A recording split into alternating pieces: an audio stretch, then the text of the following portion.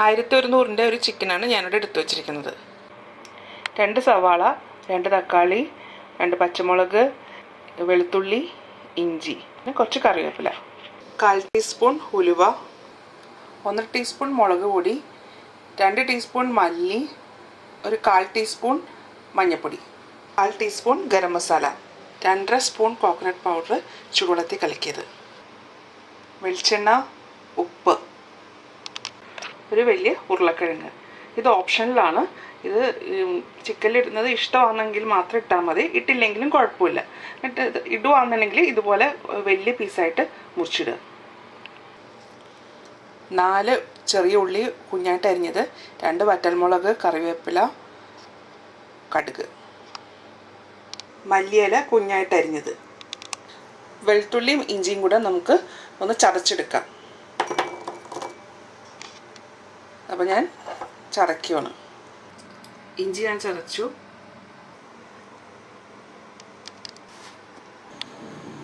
ഒരു ചുവട് കട്ടിയുള്ളൊരു പാത്രം സ്റ്റവിൽ വെക്കുക. പാത്രം ചൂടായിട്ടുണ്ട്. അതിലേക്ക് വെളിച്ചെണ്ണ ഒഴിക്കാം.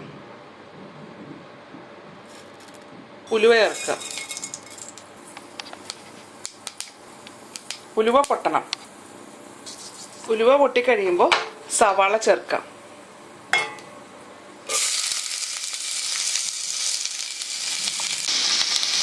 സവാള ഇട്ട് കഴിഞ്ഞാൽ ഇഞ്ചി വെളുത്തുള്ളി ചതച്ച് വെച്ചത് അതും ഇടാം. ഇനി ഇത് നന്നായിട്ട് ഇളക്കുക. ബ്രൗൺ നിറമാണ് ആകുന്നവരെ ഇളക്കണം.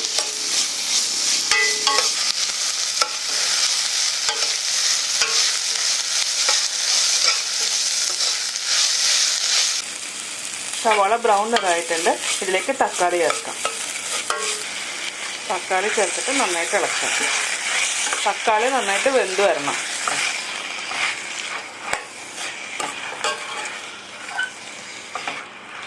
ഇതൊന്ന് അടച്ചു വെക്കുക. അടച്ചു വെക്കുമ്പോൾ പെട്ടെന്ന് തക്കാളി വെന്തോളും.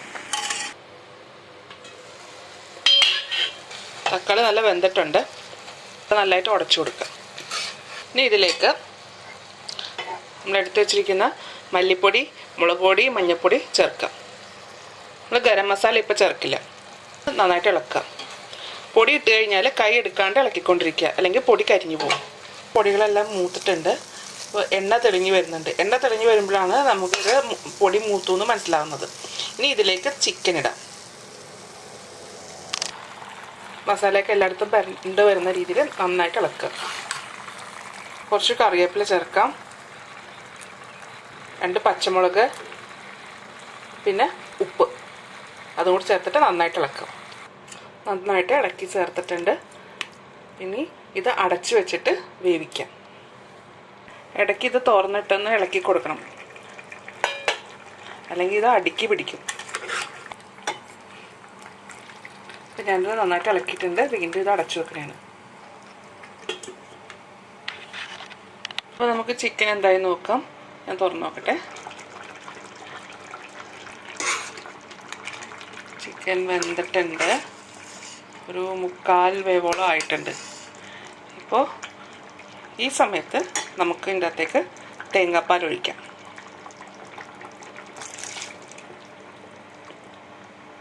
ഉരുളക്കിഴങ്ങ്,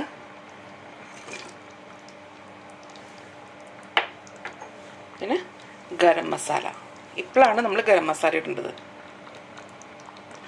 ഗരം മസാല ആദ്യം ഇട്ട് കഴിഞ്ഞാലുണ്ടല്ലോ ഇതങ്ങ് തിളച്ചിട്ട് അങ്ങ് അതിൻ്റെ മണമൊക്കെ അങ്ങ് പോകും.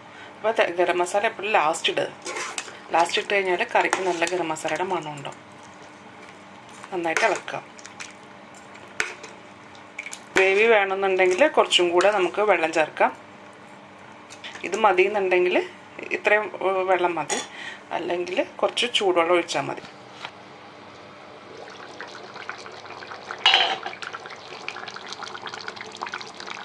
അപ്പോൾ കറിയൊക്കെ നല്ലതായിട്ട് കുറുകിയിട്ടുണ്ട്. ഉരുളക്കിഴങ്ങും നല്ലതായിട്ട് വെന്തിട്ടുണ്ട്. ഉരുളക്കിഴങ്ങും വെന്തു. കുറച്ച് കറിവേപ്പില ഇതിൻ്റെ മുകളിൽ വെതറുക. എന്നിട്ട് ഓഫ് ചെയ്യാം. കടുക് വറുത്തിടാൻ വേണ്ടിയിട്ട് ഒരു കുഞ്ഞു പാത്രം ചൂടാക്കാൻ വെക്കുക. ചൂടായ പാത്രത്തിലേക്ക് 2 ടീസ്പൂൺ വെളിച്ചെണ്ണ ഒഴിക്കുക. എണ്ണ നന്നായിട്ട് ചൂടാവണം. എണ്ണ നന്നായി ചൂടായി കഴിയുമ്പോൾ കടുക് ചേർക്കാം. എണ്ണ ചൂടാവുന്നുണ്ട്. ഞാൻ അതിൻ്റെ അകത്തേക്ക് കടുകിടുക.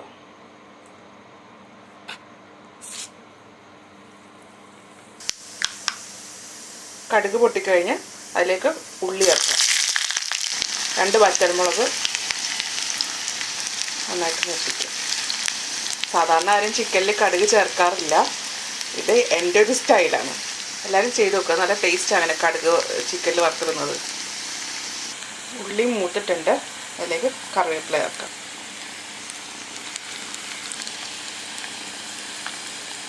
ഇനി ഇത് നമുക്ക് ചിക്കനിലേക്ക് ഒഴിക്കാം.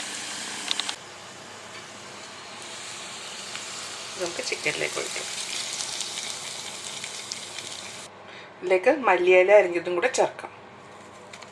5 മിനിറ്റ് നേരത്തേക്ക് അടച്ചു വെക്കുക.